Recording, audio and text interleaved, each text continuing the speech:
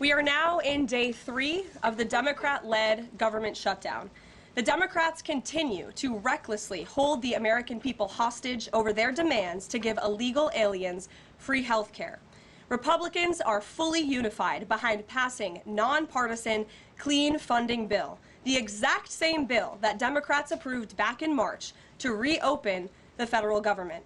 But those same Senate Democrats are now voting against this clean funding bill and keeping the people's government closed.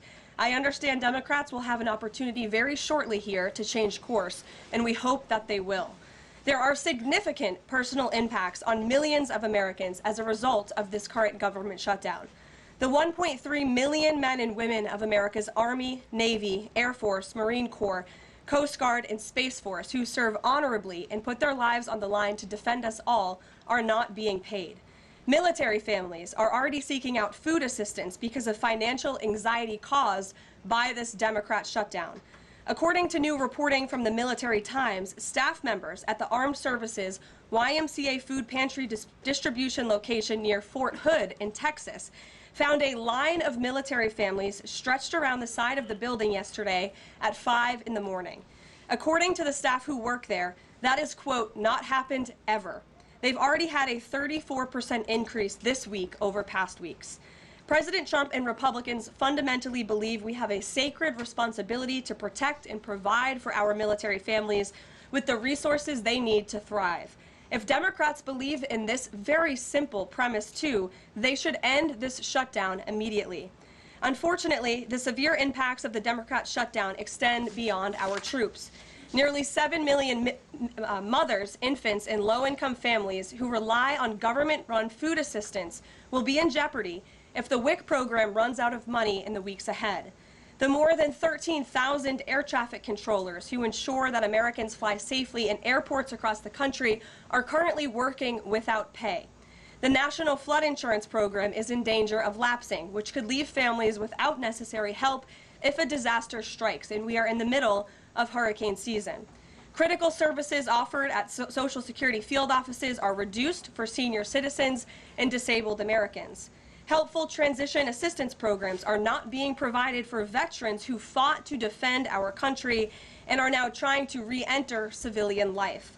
The economic consequences of this shutdown are piling up every day. Policymakers, markets, and even the Federal Reserve are flying blind at a key juncture because BLS and BEA data are on hold until the government reopens.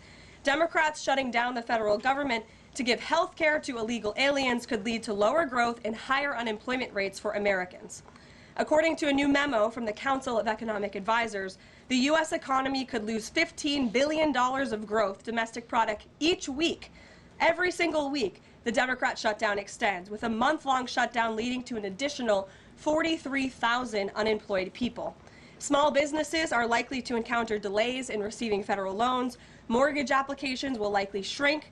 And just this morning, Business Roundtable, an association of more than 200 CEOs of Americans' leading companies representing every sector of the U.S. economy, put out a statement urging Congress to pass the clean CR that will once again come before them in the Senate floor in just a few moments.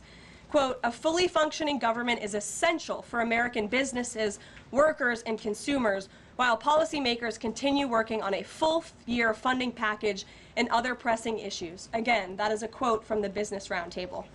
What's clear is that the Democrats' actions account to an intentional sabotage of our country and our people by shutting down our government. This madness must end.